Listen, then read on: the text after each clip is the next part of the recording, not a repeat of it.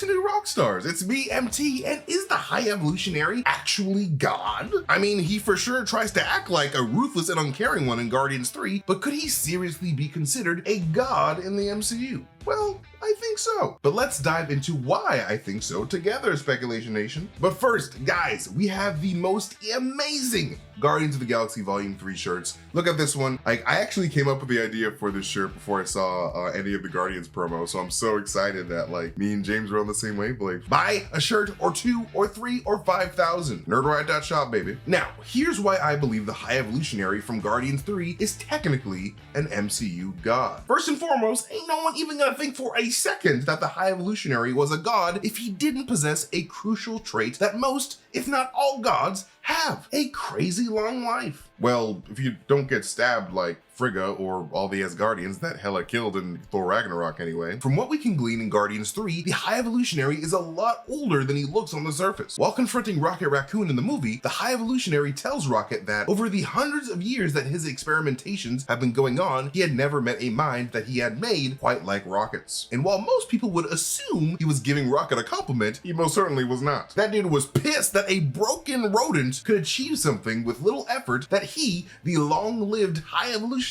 could not figure out. And when he chats with a young Rocket about the music that is playing around them, he does mention that the song that they are listening to was made around 5,000 years prior, suggesting that he was around the first time that that particular piece came across his ear. I honestly do have a hunch that it is the very power of his suit that is the source of his long life. I definitely recommend that you check out this video that I made a few weeks ago explaining immortality in the MCU, because there appears to be a common energetic link between all the super old raisins in the universe. It's the color blue. One of the biggest factors that I believe gives the High Evolutionary official god status is the way he closely monitors the evolution of multiple planets and species across the cosmos. Like before the High Evolutionary, the only beings that we knew of that were responsible for doing this were both the Asgardians and the Celestials. I mean, I would mention the gods of Omnipotent City if they would all stop boning each other long enough to give a damn about their suffering followers. Like, come on, Zeus, you can stop skirt shopping for 2 seconds to give Gore a glass of water. But anyways, we know from both Eternals and the Thor movies that both Allfather Odin and Arishem the Judge were closely involved with ensuring the preservation of human evolution, directly getting involved if anything gets in the way of their divine plans for humanity's evolution. Like, you know, when Odin fought the frost giants to protect Earth, or when Arishem got involved when he discovered that the Eternals messed up his grand evolution plan by turning Tiamat into marble. But speaking of the Celestials, the High Evolutionary seems to be taking a lot of his godly cues from them, more so than any of the other humanoid gods that the mortal beings worship. And listen guys, we made this video with the help of Geology, and with their help, you can make your skin healthier than ever. Geology is a 19-time award-winning skin, hair, and body care company recognized in Men's Health, Oprah Daily, Hypebeast, Birdie, Esquire, and GQ. Their products are built around just a handful of powerful, proven ingredients that have been trusted by dermatologists for decades. Just a quick 30-second diagnostic quiz, and Geology will create a simple and effective skincare or hair care routine customized just for you. Geology's co-wash and deodorant are great, and I use them all the time, but right now they're running a special offer for a skincare sampler pack, and Geology skincare stuff is in a league of its own. Geology's line of skincare products can help you fight acne, reduce oiliness, prevent wrinkles, combat dark or puffy under eyes, have smoother hydrated skin, and target signs of aging. There has never been a better time to try Geology than right now. For a very limited time, use code Rockstars100 to get 100% off your personalized 30-day skincare sample set. That is right, everybody, 100% off.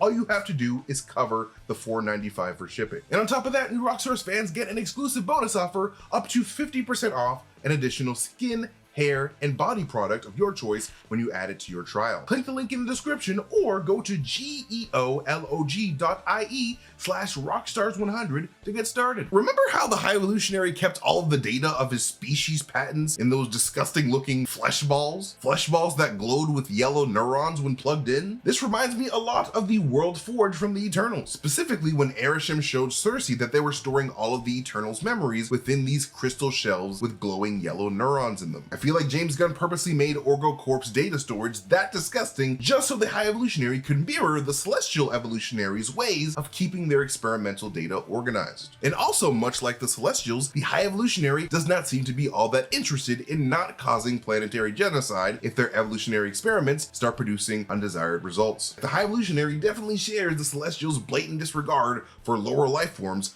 hardcore. But it isn't all destruction, of course, because like Grumpy Gamora says, the High Evolutionary is actually responsible for the presence of a ton of MCU alien races and planets in the cosmos. We learned from Adam Warlock's and Aisha's involvement in the movie that the High Evolutionary was apparently directly responsible for the creation of all the golden jerkholes of the Sovereign. But Grumpy Gamora also mentions that the High Evolutionary also created the Zeronian and Animan races amongst many others. Not much about the Zeronians have been established in the MCU, but we do know that they are a race of pale-skinned freaks with no lips. In the comics, the Zeronians were actually all sort of orange looking with one Cyclops looking eye, with the exception of the most notable Zeronian of all, Randall, who gained 5 eyes after mutating himself into a super soldier capable of fighting the Incredible Hulk. I freaking love Randall, man. Like, I made a whole video about him years ago. Like, he's so great. I freaking love him. But the High Evolutionary never created the Zeronians in the comics, but he did, however, create the Animen, who have yet to appear in the MCU technically, but in the comics, the Animen are merely a group of 5 humanoid animals who act as the High Evolutionary's special team of muscle and murder. And they fought the Scarlet Spider one time. But apparently the Animen have their own damn planet in the MCU, so Counter-Earth might not have been the only safe haven for intelligent animals. I mean, the High Evolutionary did mention a new colony awaiting him and all of his workers if he survived the Guardians in the movie. So chances are there might be multiple planets out there that have the High Evolutionary's Animen. And finally, a major trait of the High Evolutionary that gives him major god status, in my opinion, is his ability to create superpowered beings through his evolutionary meddling. Because at the very end of Volume 3, we learned that one of the Evolutionary's child prisoners was none other than Phyla-Vell, a character most famous for becoming the hero Quasar in the Marvel Comics after serving some time as Captain Marvel. And she is also, of course, famous for her relationship with her fellow hero, Moondragon, a character that I believe was secretly introduced in Thor 4 as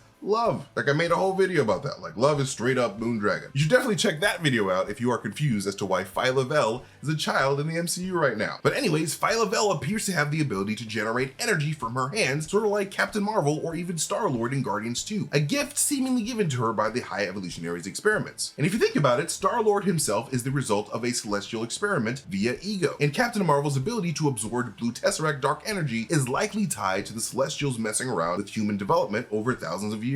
But yeah, that is why I seriously do believe the High Evolutionary technically counts as a god figure in the MCU. He is purposely trying to be a humanoid celestial. But anyways, thank you guys so much for watching this video. You can follow me at MasterTainment on Twitter if you guys want to see me tweet some weird shit and really fun theories. But most importantly, you can follow New Rockstars wherever we are on the social medias. And of course, don't forget to hit up nerdriot.shop. You can pick up a new Guardians 3 shirt. They're all amazing and you'll look amazing in them. So go to nerdriot.shop today. But yeah, thanks again for watching this video and I'll see you guys next time. Goodbye.